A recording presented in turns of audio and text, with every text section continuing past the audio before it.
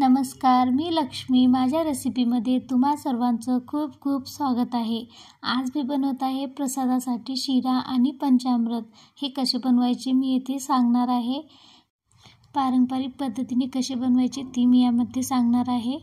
चला तर मग सुरुवात करूयात शिरा बनवण्यासाठी. आपल्या घरात कोणतीही पूजा असू द्या, आपण शिरा हे बनवतो. शिरा असो या पंचामृत हे आपण बनवतोच. सर्वात आधी मी इथे शिरा बनवून घेणार आहे. त्यासाठी मी कढाईमध्ये 1 चम्मच इतका साजूक तूप घातलेले आहे. त्यामध्ये मी 1/2 वाटी इतकं मी रवा घेतलेले आहे. जर आपण सत्यनारायणची पूजा करतो तर 1/2 वाटी किंवा 1/2 गिलास इतका आपण मोजूनच घेतो. नाहीतर दुसरी पूजा असेल तर आपण अंदाज देखील घेऊ शकतो. सत्यनारायणच्या पूजाचा असा नियम असतं की मोजून घ्यायचं असतं. त्यामुळे मी येथे 1/2 वाटी इतकं रवा घेतलेले आहे. आता मी त्यामध्ये आणखीन 1 चम्मच तूप घालून थोडेसे ड्रायफ्रूट्स आणि केळी यामध्ये परतवून घेणार आहे. ड्रायफ्रूट्स नाही घातलात तरी चालेल, पण केळी यामध्ये घातले पाहिजे. आता हे घालून आपल्याला यामध्ये परतवून घ्यायचं आहे. केळी अशाप्रमाणे आपण जर घातला तर केळी काळी पडणार नाही.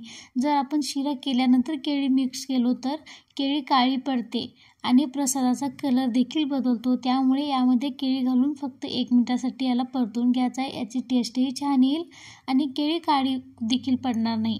आता मी येथे 1/2 वाटी रवा घेतला होता, म्हणून मी येथे 2 वाटी इतकं पाणी घेतलेले आहे. आता या पाण्यामध्ये आपण याला शिजवून घेऊयात. आता हे थोडंसं पाणी आटत आली ना आपल्याला यामध्ये साखर घालून घ्यायची आहे.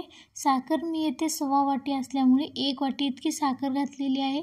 साखरेचं असं काही माप घेऊन घालायचं नाही, फक्त रवा हा आपल्याला 1/2 वाटी किंवा 1/2 गिलास घेतला पाहिजे. साखर आपण आपल्याला आवडीनुसार, कोणी गोड जास्ती खातं, कोणी कमी, त्या प्रमाणात आपण घालू शकतो. आता हे झाल्यानंतर आपल्याला 5 मिनिटासाठी शिजवून घ्यायचं आहे. मीडियम फ्लेमवर मी येथे शिजवून घेत आहे. आता याला 2 मिनिटासाठी झाकून ठेवूयात, म्हणजे हे छानपैकी परतवून हे होईल. तुम्ही बघू शकता येथे. आता याला थोडंसं फिरवून घ्यायचं आहे. आणखीन 2 मिनिटासाठी परतवून झाल्यानंतर आपला हा शिरा एकदम रेडी आहे.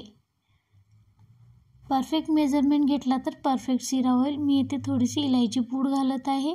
हे घालून याला मिक्स करून घेऊयात. आता याला मिक्स करून आपण गॅसची फ्लेम बंद करायची आणि याला आणखीन 5 मिनिटासाठी थंड करायला ठेवायचं. बघू शकता, थंड केल्यानंतर एकदम परफेक्ट शिरा रेडी आहे. यानंतर सर्वात महत्त्वाचं म्हणजे तुळशीचं पान. हे जे पान आहे आपण कंपल्सरी यामध्ये घातलंच पाहिजे. शिरा तर झाला. आता मी येथे पंचामृत बनवून घेणार आहे. त्यासाठी मी येथे कच्चं दूध घेतलेले आहे. कच्चं दूध घ्यायचं आहे. गाईचं दूध घेतात सर्वजण, पण नाही भेटला तर आपण कोणतेही घेऊ शकता, पाकेटचं दूध किंवा कोणतेही. यामध्ये मी इथे थोडंसं दही घातलेले आहे. त्यानंतर 1 चम्मच इतकं साखर आणि 1 चम्मच इतकं तूप, साजूक तूप घातलेले आहे आणि इथे थोडंसं मध घातलेले आहे. आता आपले पंचामृत देखील रेडी आहे. म्हणजे साखर, तूप, दूध, मध आणखीन दही या 5 द्रव्यापासून आपलं हे पंचामृत रेडी होतं. मी यामध्ये तुळशीचं पान ठेवलेले आहे. माझी ही रेसिपी आवडल्यास माझ्या चॅनलला लाईक, शेअर, सबस्क्राईब करा आणि तुम्ही कसे प्रसाद बनवतात तेही कमेंट्समध्ये नक्की सांगा.